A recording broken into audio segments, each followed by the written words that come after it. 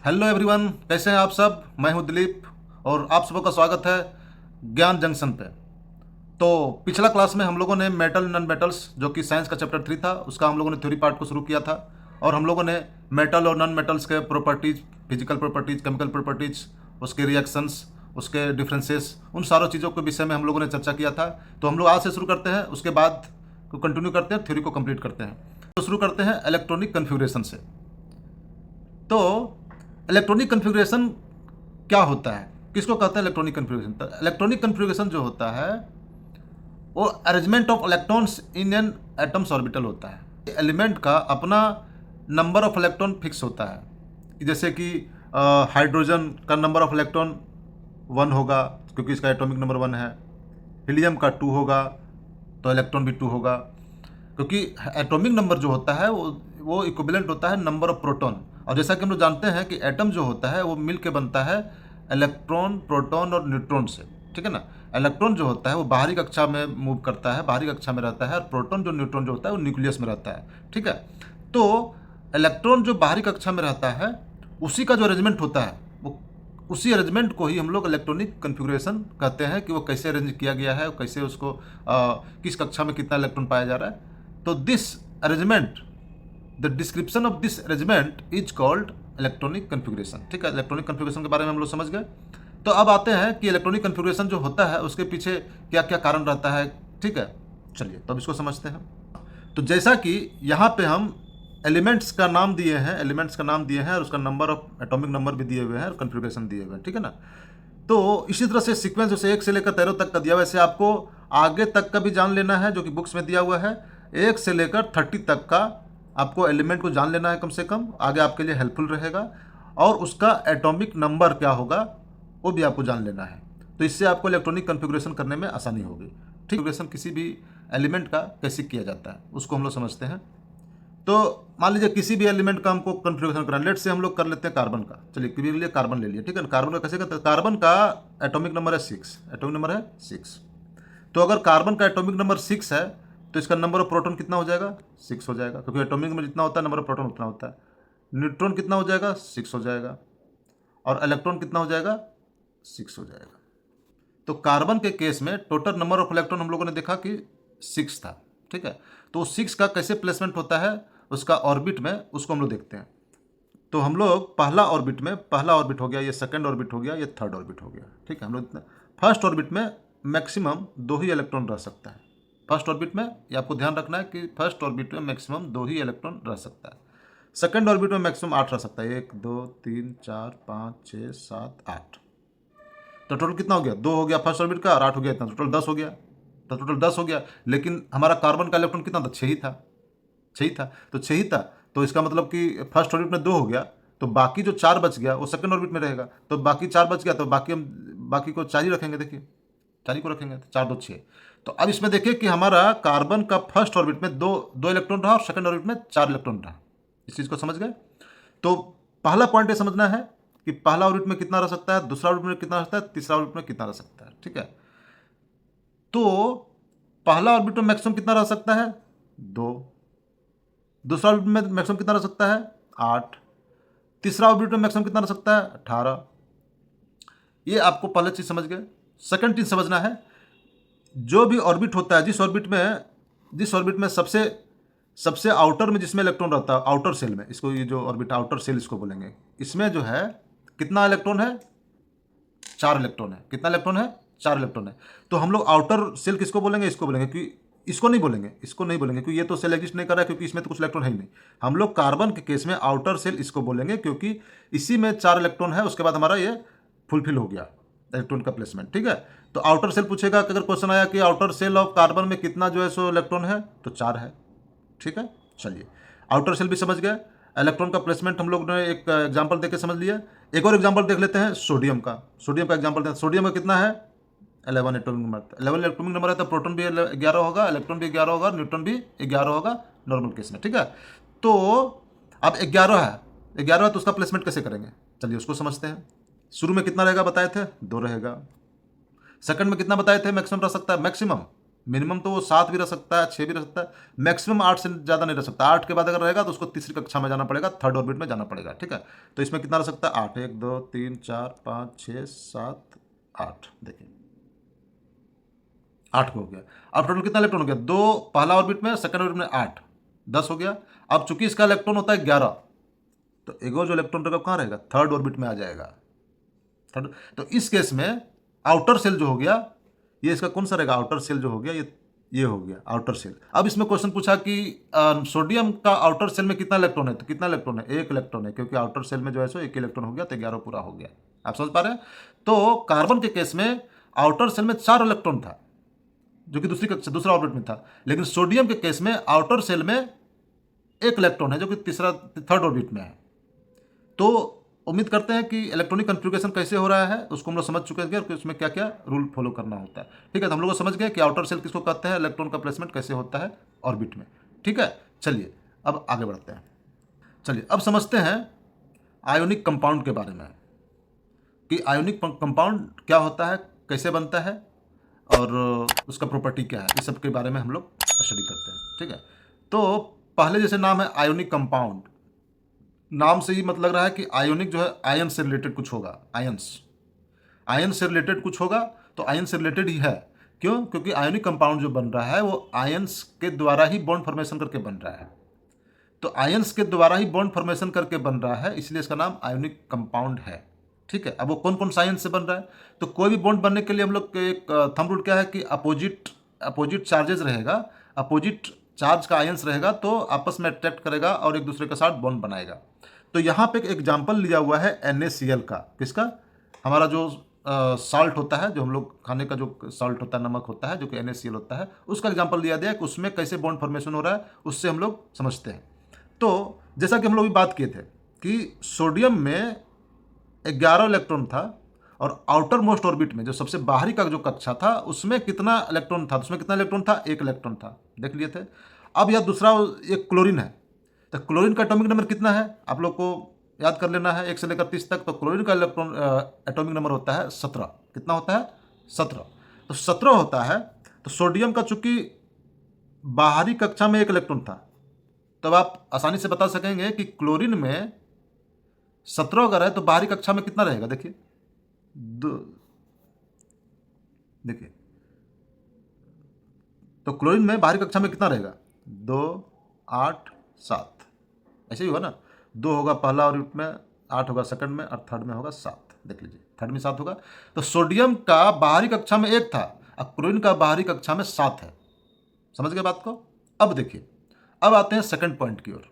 हम लोगों ने कन्फिग्रेशन दोनों का देख लिया कि सोडियम का कन्फिग्रेशन क्या है और क्लोरीन का कन्फिग्रेशन क्या है। सोडियम का था 281 Na का, और इसका था 287। ठीक है, अब सेकंड चीज को समझते हैं जो हम समझाने की कोशिश कर रहे हैं। अब हम सेकंड चीज को समझते हैं। सेकंड चीज क्या है कि सभी एलिमेंट का ये गुण होता है, ये टेंडेंसी होता है कि वो वैसा कन्फिग्रेशन को प्राप्त कर ले, वैसा कन्फिग्रेशन को वो अटेंड कर ले जिससे उसका ऑक्टेट पूरा हो जाए। अब एक नया टर्म आया ऑक्टेट, इसको समझिए। ऑक्टेट क्या होता है? ऑक्टेट मतलब 8, मतलब ऑक्टेट मतलब 8, मतलब सभी एलिमेंट का एक टेंडेंसी होता है कि वो अपने आउटर मोस्ट सेल में 8 इलेक्ट्रॉन रख दे, 8 इलेक्ट्रॉन रखे। अगर वो ऐसा कर लेता है तो वो नोबल गैस का कन्फिग्रेशन पूरा कर लेता है। किसका कन्फिग्रेशन पूरा कर लेता है? नोबल गैस का। नोबल गैस किसको बोलते हैं? इनर्ट गैस को। इनर्ट गैस किसको बोलते हैं? इनर्ट गैस बोलते हैं जो बहुत ही कम अभिक्रियाशील होता है, मतलब लिस्ट रिएक्टिव होता है। वो जनरली रिएक्शन में टेक पार्ट नहीं करता है, रिएक्शन में भाग नहीं लेता है।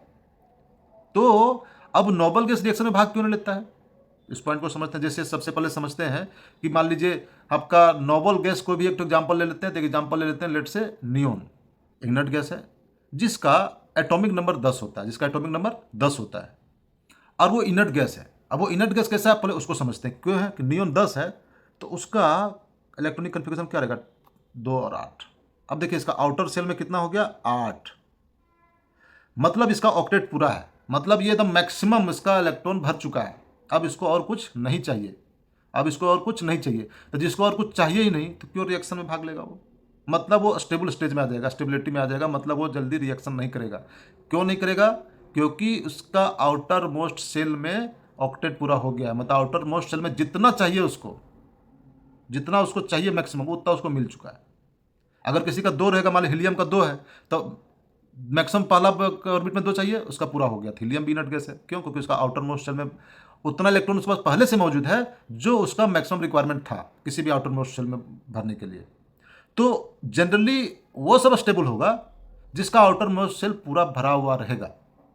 तो ये तो हो गया कि जिसका भरा हुआ है, जैसे हीलियम हो गया, आर्गन हो गया, नियोन हो गया, ये सब इनर्ट गैस है क्योंकि उसका आउटर मोस्ट शेल पहले से भरा हुआ है।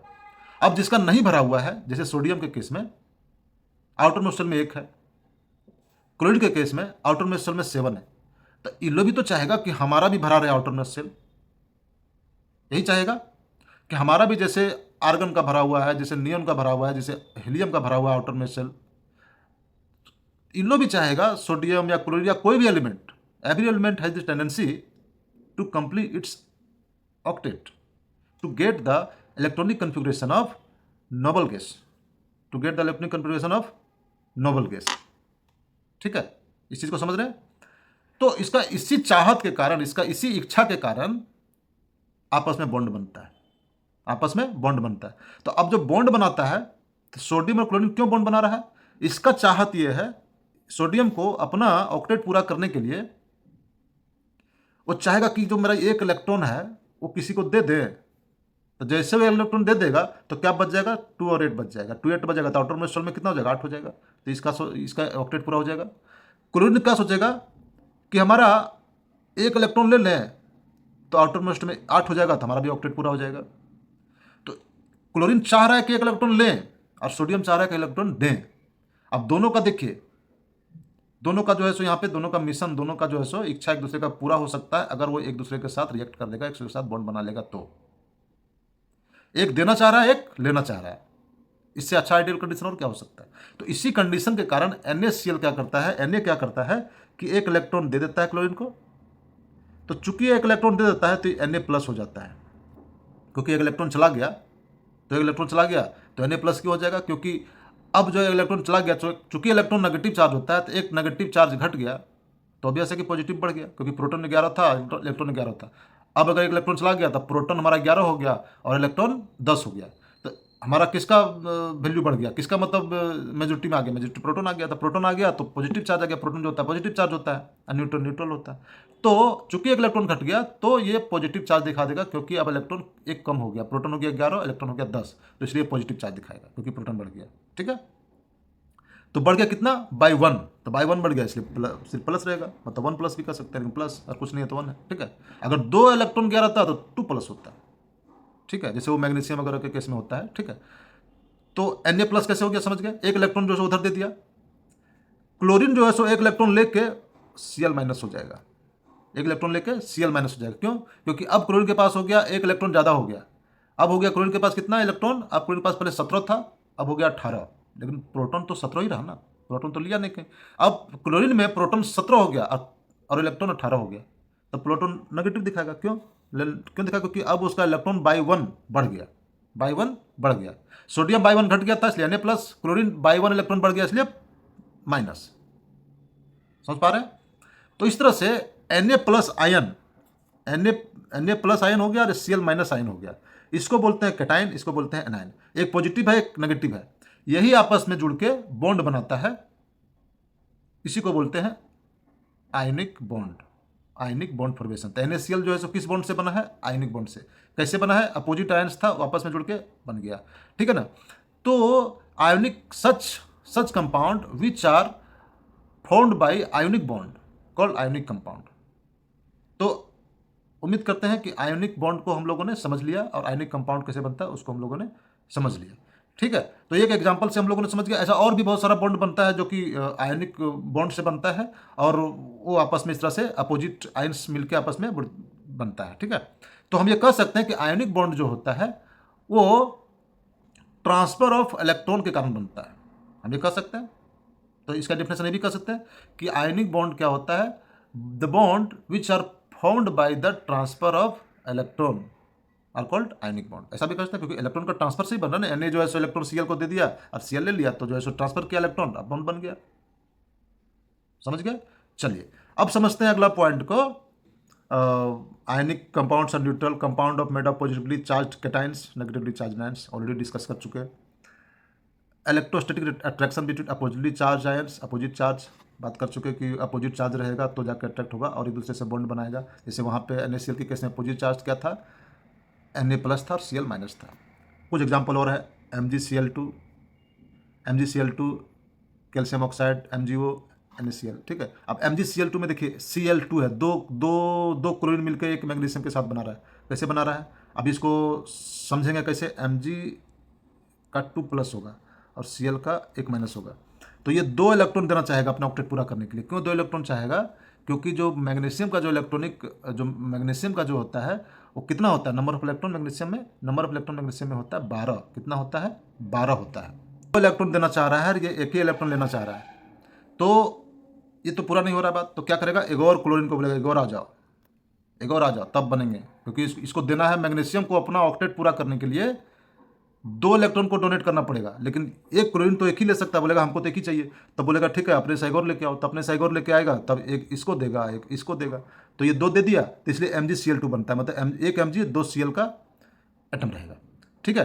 तो चूंकि इसका Mg का होता है 282 और Cl का थोड़ी बात कर लीजिए 287 होता है, तो ये एक लेता है तो एक और क्लोरीन आ जाएगा, 2 हो जाएगा। तो ये अब ये 2 देगा तभी ना 28 होगा, उसका ऑक्टेट पूरा होगा। आउटर मोस्ट में जो है 8 इलेक्ट्रॉन रहेगा, तो ये 2 देने के लिए तैयार है, एक क्लोरीन एक लेने के लिए तैयार है। तो क्या उपाय है, इसका उपाय है कि अपने साइगोर लेके आ जाए क्लोरीन। तो अपने साइगोर क्लोरीन लेके आ गया, तो बोलेगा भाई कि काम करो, एक हमको दे दो, एक तो हमारा पड़ोसी को दे दो जो कि क्लोरीन है, तब जाके MgCl2 बनाएगा। तो बात तो समझ गए कि ये कितना इलेक्ट्रॉन देना चाह रहा है, वो उतना इलेक्ट्रॉन का लेने के लिए तैयार है, तभी बॉन्ड बनेगा, ठीक है। NaCl केस में 1 इलेक्ट्रॉन देने के लिए तैयार था, Cl 1 इलेक्ट्रॉन से काम, दोनों का काम हो जा रहा था, दोनों का अपना जो इच्छा था पूरा हो जा रहा था। अब आगे बढ़ते हैं कि प्रॉपर्टीज के बारे में समझते हैं कि आयनिक कंपाउंड का क्या क्या प्रॉपर्टी होता है। तो आयनिक कंपाउंड का प्रॉपर्टी होता है कि ionic compounds are crystalline solid होता है, पहला पॉइंट। दूसरा high melting and boiling point होता है, सेकंड पॉइंट, ठीक है। थर्ड पॉइंट है compounds are generally soluble in water and insoluble in solvent such as kerosene और पेट्रोल। तो आयनिक कंपाउंड जो होता है वो जनरली वाटर में सोल्युबल होता है, लेकिन हर सॉल्वेंट में सोल्युबल नहीं होता है, जैसे कि केरोसिन और पेट्रोल में सोल्युबल नहीं होता है, ठीक है ना। Conduct electricity when in equal solution, मतलब वाटर के सॉल्यूशन में रहता है तो इलेक्ट्रिसिटी कंडक्ट करता है जी, क्योंकि उसके आयंस होता है। कौन सा आयन, अभी बात की आयंस होता है, पॉजिटिव और नेगेटिव दोनों आयंस होता है। तो आयंस प्रेजेंट रहता है तो मूवमेंट ऑफ चार्ज पार्टिकल हो जाता है, जिसके कारण जो है इलेक्ट्रिसिटी का कंडक्शन हो जाता है। तो ये इसका मेन प्रॉपर्टी। चलिए अब नेक्स्ट पॉइंट है, नेक्स्ट हमारा टॉपिक है अक्रेंस ऑफ मेटल्स के बारे में, मेटलर्जी, बेसिकली मेटलर्जी के बारे में। अब हम लोग उसके बारे में डिस्कस करते हैं, ठीक है। तो सबसे पहले समझते हैं कि मेटलर्जी किसको कहते हैं, व्हाट इज मेटलर्जी, ठीक है। तो मेटलर्जी जो होता है the branch of science and technology concerned with the properties of metal and their production and purification. मतलब मेटलर्जी एक ऐसा ब्रांच है साइंस का या टेक्नोलॉजी का जिससे हम मेटल का प्रॉपर्टी को समझते हैं और उसको कैसे प्रोड्यूस किया जाता है, कैसे एक्सट्रैक्ट करके प्रोड्यूस किया जाता है और कैसे उसको प्यूरिफाई किया जाता है, इस सारा प्रोसेस को जो टेक्नोलॉजी समझाता है उसको हम लोग बोलते हैं metallurgy. The whole process is called metallurgy, ठीक है। अब एक और टर्म समझते हैं मिनरल्स और ओर। ये बहुत इंपॉर्टेंट है मेटलर्जी के केस में कि अगर मेटलर्जी के बारे में पढ़ना सबसे पहले आपको समझना पड़ेगा कि मिनरल्स क्या है और ओर्स क्या है। तो इसको समझते हैं कि दोनों क्या है, दोनों के बीच में डिफरेंस क्या है बेसिकली, ठीक है। मिनरल्स क्या होता है, मिनरल्स होता है कि minerals are metals and their compounds that are present in the earth crust. मतलब मिनरल्स होता है जो हमारा जमीन के नीचे जो भूपर पट्टी जिसको बोलते हैं अर्थ क्रस्ट बोलते हैं, उसके नीचे जो पाया जाता है मेटल्स एंड कंपाउंड्स, जो कि किसी और के साथ बॉन्ड बना के रहता है, कोई दिक्कत नहीं है, वो जो कंपाउंड पाया जाता है उस सभी को बोलते हैं मिनरल्स। सभी को क्या बोलते हैं, मिनरल्स बोलते हैं, ठीक है ना। तो मिनरल्स हो गया जो जमीन के नीचे पाया जाता है, चाहे मेटल्स एंड देयर कंपाउंड्स जो किसी के साथ कंबाइंड स्टेट में होता है, हो गया मिनरल्स। अब ओर्स किसको बोलते हैं, मिनरल्स को बोलते हैं। और जो है उसी मिनरल्स को बोलेंगे which metal can be profitably and easily extracted with the lower amount of impurities are found in ore. कहने का मतलब ये है कि और जो है सो उसी मिनरल्स को बोलेंगे जिससे हम मेटल को, जो हमारा डिजायर्ड जो एलिमेंट है उसको हम एक्सट्रैक्ट कर सके, उसको हम प्यूरिफाई कर सके, इम्प्योरिटी को हटा सके प्रॉफिटेबली एंड सुटेबली। मतलब प्रॉफिटेबली मतलब फायदेमंद तरीके से, लाभदायक तरीके से, आराम से, कम खर्चे में सुविधाजनक तरीके से अगर हम निकाल सकते हैं किसी मिनरल से, तो उस मिनरल को ओर्स बोलेंगे। मेरा बात अब समझे। चलिए अब इसको दूसरा तरह से समझते हैं। दूसरा तरह समझते हैं कि मान लीजिए कि आपका कॉपर है, कॉपर हमको एक्सट्रैक्ट करना है। कॉपर को एक्सट्रैक्ट करने के लिए ज़मीन के नीचे 4 तरह का लेट से मिनरल्स पाया जा रहा है, 4 तरह का मिनरल्स पाया जा रहा है, ठीक है। अब यह है कि 4 तरह का है, लेकिन हम जब देखें उसका किसके साथ कंबाइंड है तो हम देख पाए कि नहीं 4 तरह तो पाया जा रहा है, बट दो ही जो उसका मिनरल्स है, 2 मिनरल्स जो है हम उसी से कॉपर को एक्सट्रैक्ट कर पा रहे हैं प्रोफिटेबली, मतलब उससे हम फिजिबल है, मतलब उससे हम निकाल पा रहे हैं। बाकी 2 से हम नहीं निकाल पा रहे हैं, उसको निकालने में इतना खर्चा है कि कोई फायदा का बात नहीं है। तो अगर पूछेंगे कि कॉपर का मिनरल कौन है, तब बोलेंगे यही 4 तरह का मिनरल है, क्योंकि मिनरल का डिफिनेशन होता है कि जमीन में पाया जाने वाला कोई भी कॉपर का कंपाउंड, उसको हम बोलेंगे मिनरल्स। लेकिन और बोलेंगे कि कॉपर जो पाया जा रहा है जमीन के नीचे मिनरल्स, वो वैसा मिनरल्स को बोलेंगे जिससे हम कॉपर को एक्सट्रैक्ट कर सकेंगे प्रॉफिटेबली एंड इजीली, सुटेबली। तो समझ में आ गया। तो कॉपर का 4 टाइप का मिनरल हो गया, लेकिन और जो है सो 2 ही टाइप का होगा, ठीक है। अब इसको ऐसे भी समझ सकते हैं, इसको हम ऐसे कंक्लूड कर सकते हैं कि सभी मिनरल जो होगा वो और नहीं हो सकता है। इसका मतलब ये हुआ ना, सभी मिनरल जो होगा और नहीं हो सकता है, लेकिन हर और मिनरल हो सकता है। इसको ऐसे भी कर सकते हैं, कोई दिक्कत। अब all minerals are not ore, but all ores are minerals. इसको ऐसे भी समझ सकते हैं कि सब मिनरल जो पाया जा रहा है जमीन के नीचे, कोई जरूरी नहीं है कि वो सब और ही हो, लेकिन जो और हो गया वो तो मिनरल्स रहेगा, क्योंकि तो उसी का सबसेट है, ठीक है। समझ में आ गया। चलिए अब नेक्स्ट टर्म को समझते हैं, गैंग मटेरियल। गैंग मटेरियल किसको कहते हैं? गैंग। अब वो ये सब वो गैंग नहीं है जो बनता है, ये होता है गैंग नाम दिया हुआ इम्प्योरिटी के लिए। किसके लिए दिया हुआ? इम्प्योरिटी के लिए। जो इम्प्योरिटी प्रेजेंट होता है और में, गैंग मटेरियल जो होता है नाम दिया हुआ है इम्प्योरिटी के लिए। किसके लिए? इम्प्योरिटी के लिए। जो इम्प्योरिटी प्रेजेंट होता है और में in the form of sand, oil, dust, generally उसके फॉर्म में जो रहता है, तो उसको हम लोग नाम दे देते हैं गैंग मटेरियल। मतलब इम्प्योरिटी जो होता है, जो उसका अनवांटेड होता है, जो हमको नहीं चाहिए, अनडिजायरेबल, अनवांटेड, जिसका जरूरत नहीं है, जो कि वो गंदगी एक तरह से बेसिकली, तो उसको हम लोग नाम दे देते हैं गैंग मटेरियल, ठीक है, मेटलर्जी में, ठीक है। चलिए अब समझते हैं आगे इनरिचमेंट ऑफ ओर्स के बारे में। किसके बारे में समझते हैं? Enrichment of ore. कि इनरिचमेंट ऑफ ओर क्या होता है? तो इनरिचमेंट होता है क्या? इनरिचमेंट का मतलब क्या होता है? किसी चीज़ को रिच बनाना। किससे रिच बनाना? और से रिच बनाना। तो किसी चीज़ को रिच बनाएंगे, इनरिच करेंगे, तो इनरिच तो तब होगा ना कि जिसमें जो फालतू का चीज़ है, जो अनवांटेड चीज़ है, उसको हटा दो वहाँ से। मतलब हम लोग इनरिच कर दिए, मतलब जो उसमें गैंग मटेरियल था उसको हमने रिमूव कर दिया। तब the process of removal of gangue particles from ore is called enrichment of ores, ठीक है। तो हम लोग ये पहले बात कर लेते हैं, all ores are minerals but not all minerals are ore. ये हम लोग ऑलरेडी बात कर चुके हैं, ठीक है। अब नेक्स्ट पॉइंट को समझते हैं। नेक्स्ट पॉइंट ये है कि metal occur in both free and combined state in earth crust. सही बात है। मेटल जो होता है अर्थ क्रस्ट में दोनों स्टेट में पाया जाता है, फ्री स्टेट में और कंबाइंड स्टेट में। कंबाइंड स्टेट से मतलब किसी और के साथ वो बॉन्ड बना के रहता है, जैसे वो कार्बोनेट्स बना लेगा, सल्फाइड के साथ बना लेगा, ऑक्साइड के साथ बना लेगा, तो ये उसको बोलते हैं कि फ्री स्टेट में नहीं है, वो किसी ना किसी के साथ वो बॉन्ड बना के जमीन के नीचे रह रहा है, ठीक है ना। तो अब जो रिएक्टिव मेटल जो होता है, ऑब्वियस सी बात है वो फ्री स्टेट में नहीं रहेगा। कहीं नहीं रहेगा, क्योंकि रिएक्टिव है तो किसी ना किसी के साथ तो बॉन्ड बनेबे करेगा, वो बनाएगा ना किसी ना किसी के साथ, क्योंकि वो रिएक्टिव है। तो वो रिएक्टिव है तो एकदम पूरा दम रहेगा कि हमको किसी ना किसी के साथ जो है सो बॉन्ड बना लेना है। और जो फ्री स्टेट में कौन रहेगा? जिसका बहुत रिएक्टिविटी कम रहता है।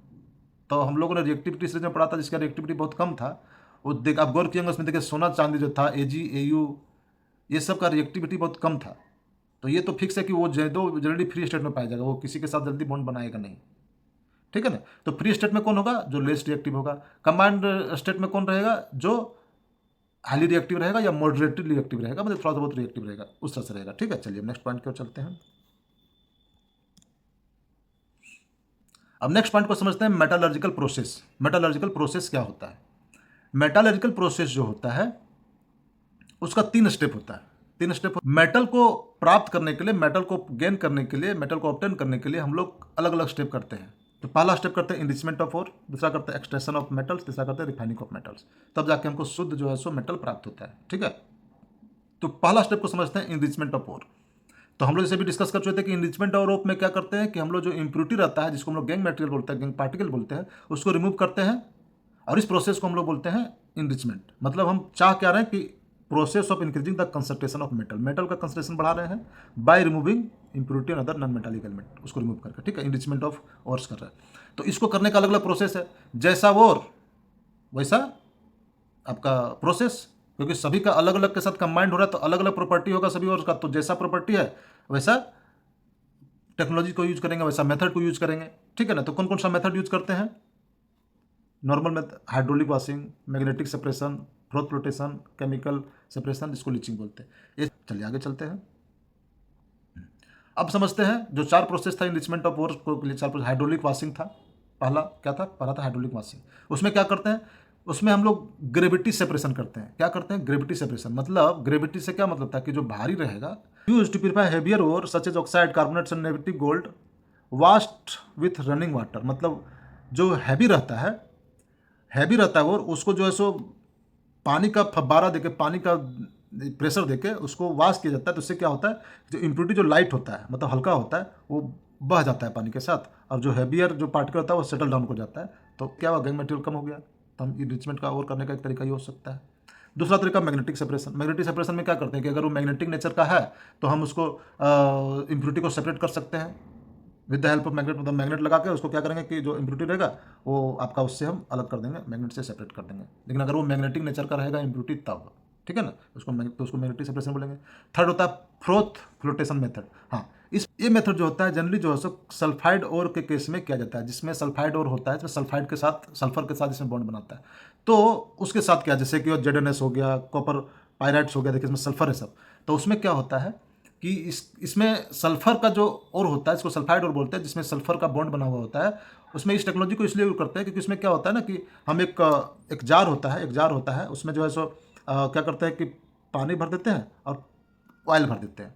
तो ये करने के पीछे कारण क्या होता है कि जो और होता है, जो सल्फर होता है, सल्फर जो होता है वो हाईली अट्रैक्टेड टुवार्ड्स जो होता है ऑयल होता है, वो ऑयल के साथ जो है सो चिपक जाता है, ऑयल के साथ चिपक जाता है।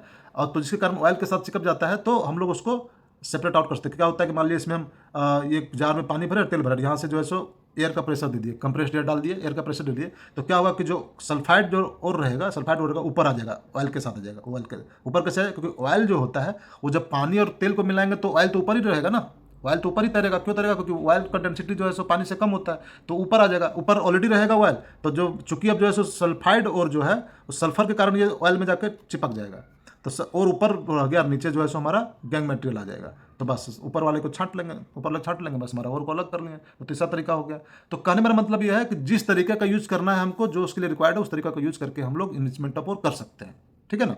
चौथा हो गया केमिकल सेपरेशन, जिसको हम लोग बोलते हैं लीचिंग। इसमें क्या करेंगे कि अगर ऐसा ओर है जो सॉल्युबल होता है, सॉल्युबल सब्सटेंस है, अगर कोई सॉल्युबल है, अगर वो किसी सॉल्वेंट के साथ सॉल्युबल हो, मतलब किसी सॉल्वेंट के साथ घुल सकता है, तो हम लोग ऐसा सॉल्वेंट उसमें डाल देंगे तो वो होगा कि जो और जो होगा उसके साथ घुल जाएगा, और उसके साथ घुल जाएगा उसको अलग कर लेंगे, और जो नहीं घुलेगा वो इम्प्योरिटी होगा उसको अलग कर लेंगे। तो कहने मतलब अगर वो सॉल्युबिलिटी का दिखा रहा है किसी सॉल्वेंट के साथ, तो उस सॉल्वेंट को डाल के भी हम लोग अलग कर सकते हैं। ऐसा भी कर सकते हैं कि इम्प्योरिटी अगर जो है सो किसी के साथ सॉल्युबल है तो उस सॉल्वेंट को डाल करके भी अलग कर सकते हैं। मेरा पॉइंट ये है कि जो उसमें मिक्स है इम्प्योरिटी और जो और, दोनों एक साथ किसी के साथ सॉल्युबल नहीं होना चाहिए किसी सॉल्वेंट के साथ। मतलब अगर इम्प्योरिटी किसी के साथ सॉल्युबल है तो और सॉल्युबल नहीं होना चाहिए। अगर दोनों सॉल्युबल रहेगा दोनों घुल जाएगा, तो फिर अलग कैसे करेंगे? मेरा पॉइंट समझ गए? दोनों में से कोई एक सॉल्युबल होना चाहिए ताकि हम सेपरेट आउट कर सके, ताकि हम फिल्टर आउट कर सके। ठीक है, मेरा पॉइंट समझ गए? चलिए नेक्स्ट पॉइंट पर चलते हैं।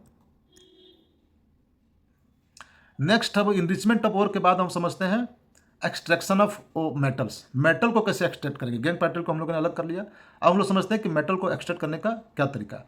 तो मेटल को एक्सट्रैक्ट करने के लिए हम लोग वैसे तरीकों को यूज करेंगे जो तरीके से हम लोग अलग कर सकते हैं। जैसे क्या करना चाह रहे हैं हम, जैसे क्या करना चाह रहे हैं कि अगर मेटल कोई होगा जो और होगा, तो उसमें जो मेटल रहेगा वो रिएक्टिविटी सीरीज में या तो मोस्ट रिएक्टिव होगा, या मॉडरेट रिएक्टिव होगा, या लिस्ट रिएक्टिव रहेगा। तो जिस हिसाब से रिएक्टिविटी सीरीज में रहेगा उस हिसाब का टेक्नोलॉजी यूज करेंगे, उस हिसाब का एक्सट्रैक्शन मेथड यूज करेंगे और उसको एक्सट्रैक्ट करेंगे।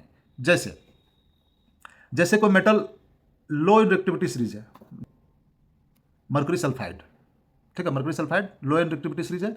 तो इसको करने के लिए हम लोग क्या करेंगे कि सल्फाइड ओर को हम लोग अलग करेंगे through the process of roasting. क्या करके? रोस्टिंग। अब यहाँ एक टर्म आया रोस्टिंग। रोस्टिंग क्या है उसको समझते हैं। रोस्टिंग जो होता है उसमें हीट करते हैं ओर को इन द प्रेजेंस ऑफ एयर। इसको याद रखना बहुत जरूरी है। रोस्टिंग जो होता है इन द प्रेजेंस ऑफ एयर होता है कि इसका जो सल्फाइड है उसको हम लोग इन the presence of air heat करेंगे और बनाएंगे ऑक्साइड। उसका क्या बनाएंगे? उसका ऑक्साइड बनाएंगे। ठीक है, सेम चीज हम लोग दूसरा चीज कॉपर को अगर एक्सट्रैक्ट करना है सल्फाइड ओर से तो हम लोग उसको ऑक्साइड बना रहे हैं। देखिए, तो यहां क्या देख रहे हैं कि जो सल्फाइड है उसको हम ऑक्साइड बना रहे हैं। ऐसा क्यों कर रहे हैं? ऐसा करने का कारण यह है कि सल्फाइड से मेटल को एक्सट्रैक्ट करना बहुत ही डिफिकल्ट होता है, लेकिन ऑक्साइड से मेटल को एक्सट्रैक्ट करना ईजियर होता है। इसलिए सबसे पहले सल्फाइड को हम ऑक्साइड में कन्वर्ट करेंगे और उसके बाद ऑक्साइड से हम उसको जो है सो मेटल को एक्सट्रैक्ट कर लेंगे। तो इसलिए जो भी सल्फाइड के फॉर्म में रहता है वो, तो उसको सबसे पहले काम हम उसको ऑक्साइड में लेके आते हैं। तो ऑक्साइड में लाने के लिए क्या करते हैं? उसको रोस्टिंग करते हैं ताकि वो रोस्ट करके उसको ऑक्साइड के फॉर्म में ले आए। वो जो रिएक्शन आप समझते हैं कि अगर कोई मेटल रहेगा जो कि middle in the reactivity series रहेगा, मिडिल इन द रहेगा मतलब वो बहुत ज़्यादा लेस रिएक्टिव नहीं रहेगा, बहुत मोस्ट रिएक्टिव नहीं रहेगा, बीच बीच में रहेगा। तो उसके लिए क्या उसका मान लो वैसा रहेगा, तो उसके लिए भी रोस्टिंग का टेक्नोलॉजी के sulphide ore are converted into metal oxide by heating sterling in the presence of air. Roasting में ही करते हैं। सल्फाइड ओर को हम लोग देखिए ZnS है, इसको O2 डाल के इन the presence of air ZnO बना दे रहे हैं। SO2 सल्फर डाइऑक्साइड अलग हो जा रहा है और ये जिंक ऑक्साइड हमारा अलग बन जा रहा है। तो हम लोग यहाँ भी जो है सो वही कर रहे हैं कि सल्फाइड को जो है सो ऑक्साइड में कन्वर्ट कर दे रहे हैं। ठीक है ना। अब समझते हैं दूसरा पॉइंट को। दूसरा पॉइंट क्या है? कैल्सिनेशन। क्या है? कैल्सिनेशन। रोस्टिंग के केस में जो प्रोसेस हो रहा था, जो हीटिंग हो रहा था, in the presence of air हो रहा था, और कैल्सिनेशन के केस में in the absence of air होगा, in the limited supply of air होगा। तो ये मेन डिफरेंस को आपको याद रखना है कि रोस्टिंग में in the presence of air heating होता है और कैल्सिनेशन में in the absence of air होता है या फिर बहुत ही लिमिटेड सप्लाई ऑफ एयर से होता है। ठीक है ना। यहाँ पे क्या होता है? कैल्सिनेशन में जनरली क्या करता है कि जो कार्बोनेट्स का ओर रहता है, कार्बोनेट्स, वहाँ पे क्या था? सल्फाइड का ओर था। सल्फाइड का ओर में हम लोग रोस्टिंग टेक्नोलॉजी यूज करके ऑक्साइड बना लिए। यहाँ पे कार्बोनेट्स का जो ओर रहेगा उसको हम लोग कन्वर्ट करने के लिए ऑक्साइड में, यहाँ भी ऑक्साइड ही बना रहे हैं, कैल्सिनेशन से करेंगे, इन द एब्सेंस ऑफ एयर करेंगे। देखिए, जिंक कार्बोनेट को कन्वर्ट करना है हमको जिंक ऑक्साइड में, तो इसके लिए कैल्सिनेशन किए, इन द एब्सेंस ऑफ एयर किए, तो यहाँ बना लिए। तो कहने का मतलब यह है कि अगर कोई और है अगर वो सल्फाइड के फॉर्म में है, सल्फाइड है या कार्बोनेट है, अगर सल्फाइड है तो रोस्टिंग होगा, रोस्टिंग से करके करेंगे।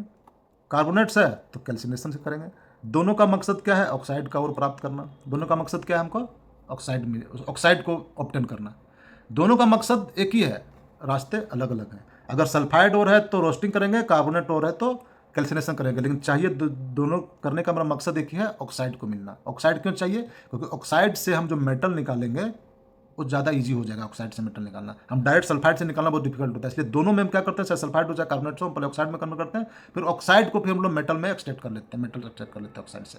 पॉइंट समझ गए? चलिए आगे चलते हैं।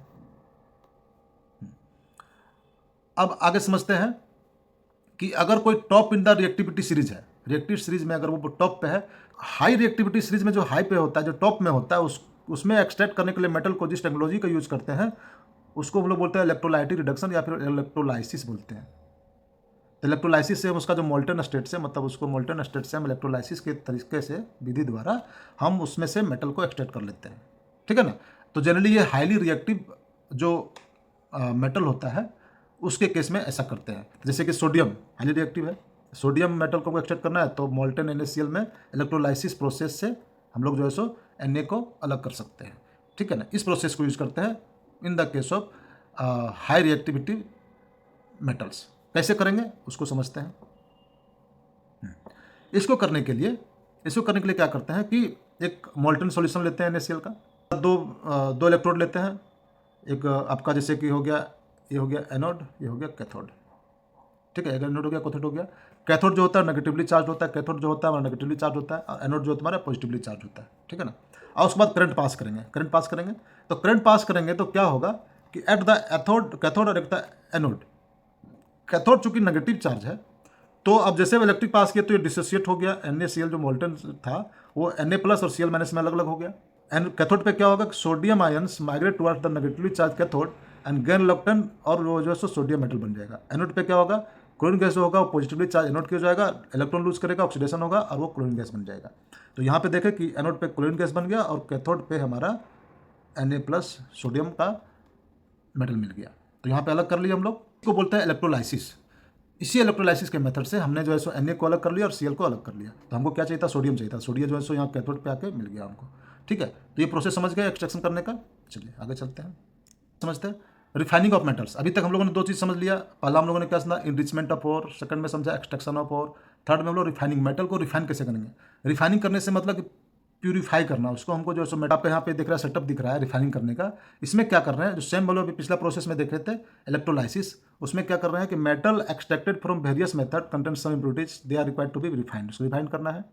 यहाँ भी वह इलेक्ट्रोलाइटिक रिफाइनिंग का यूज करेंगे, जैसे कॉपर के साथ, जिंक के साथ, निकल के साथ, सिल्वर के साथ, गोल्ड के साथ।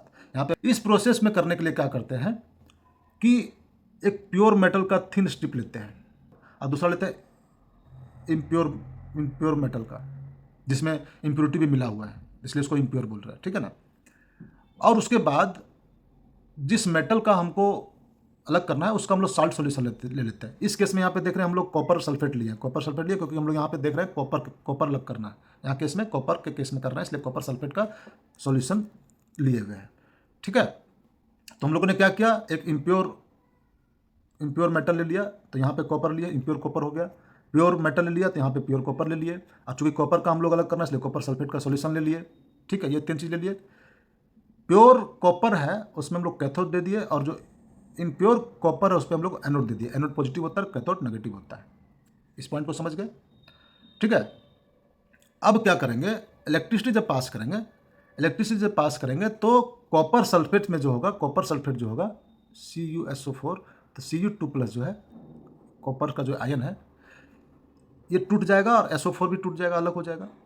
तो ये कॉपर 2+ आयन जो 2+ है ये किसकी ओर अट्रैक्ट होगा, नेगेटिव चार्ज की ओर, क्योंकि ये पॉजिटिव है।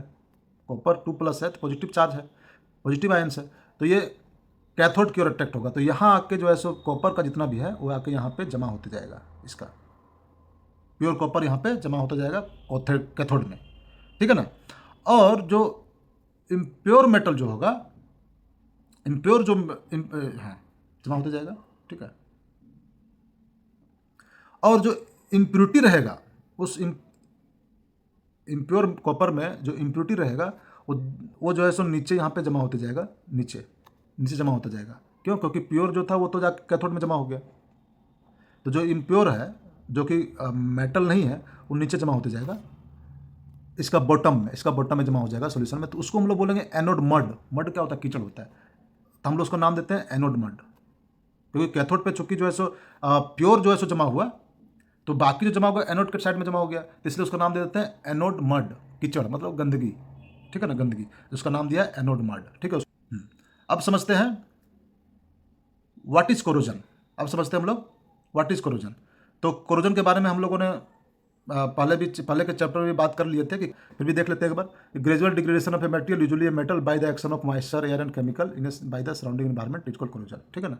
कॉमन एग्जांपल क्या है, rusting of iron, corrosion of copper, corrosion of silver. ठीक है ना। रस्टिंग आयरन का क्या होता है कि एयर या मॉइस्चर के कंटेक्ट आने के बाद ये रस्ट बना लेता है। ठीक है ना। कॉपर के केस में क्या होता है, मॉइस्चर और एयर के कंटेक्ट आने के बाद ये इसका कलर जो है ग्रीन हो जाता है, अगर मॉइस्चर में बहुत देर तक खुला छोड़ देंगे तो जिसको हम लोग कोरोजन बोलते हैं।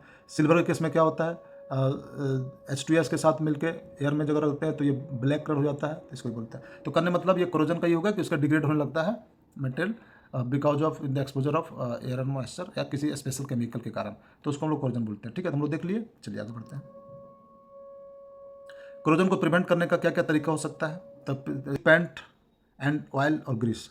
ऑयल और ग्रीस का हम जो है सो अप्लाई करेंगे मेटल सरफेस, तो उससे रोक सकते हैं ताकि मॉइस्चर जो है सो उसको ना लगे। उसके लिए दूसरा गैल्वेनाइजेशन में क्या करते हैं, गैल्वेनाइजेशन एक प्रोसेस होता है जिसमें हम जो है सो जिंक का कोटिंग कर देते हैं। किस पे, आयरन आर्टिकल्स पे, मतलब जिंक का कोटिंग करते हैं जो, ताकि उसको रस्टिंग से बचाने के लिए कोई आयरन का जो है सो मटेरियल रहता है उसके ऊपर जिंक का कोटिंग करते हैं, तो वो प्रोटेक्टिव लेयर बना देता है, जिसके कारण जो है सो रस्टिंग से उसको कोरोजन से रोक सकते हैं। थर्ड होता है इलेक्ट्रोप्लेटिंग। इलेक्ट्रोप्लेटिंग में क्या करते हैं, this is the method of coating one metal with another मतलब एक मेटल को दूसरे मेटल पर डाल देते हैं by the use of electric current. Electric current का यूज़ करके एक मेटल के ऊपर दूसरा मेटल जो है सो कोट कर देते हैं।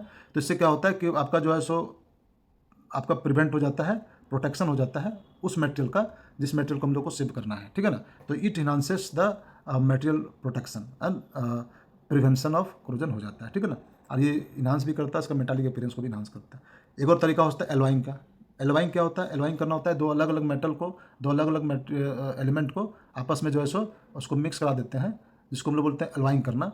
तो एलवाइंग करने से भी हमारा जो है सो देखते हैं क्या कि एलवाइंग करने से वो उसमें कोरोजन से रोका जाता है, वो बहुत हद तक कोरोजन रेसिस्टेंस हो जाता है। तो हम एलवाइंग करके भी जो है किसी मेटल को जो है सो हम कोरोजन से बचा सकते हैं। तो कॉमन एलवाई देखिए, ब्रास होता है और कॉपर और जिंक मिलकर बनता है, ठीक है ना। ब्रॉन्ज होता है, कॉपर और टीन मिलकर बनता है। स्टेनलेस स्टील होता है, आयरन, क्रोमियम और निकल से मिलकर बनता है। आई होप जो है सो कोरोजन के बारे में हम लोगों को कैसे बचाया जाता है उसको हम लोग समझ गए हैं, ठीक है। चलिए, थैंक यू। तो इस तरह से हम लोगों ने थ्योरी पार्ट को पूरा कंप्लीट कर लिया इस क्लास में, ठीक है ना। तो नेक्स्ट क्लास में हम लोग जो है सो आप एनसीईआरटी के क्वेश्चन आंसर के साथ मिलते हैं, ठीक है ना। तब तक के लिए कीप लर्निंग, कीप ग्रोइंग।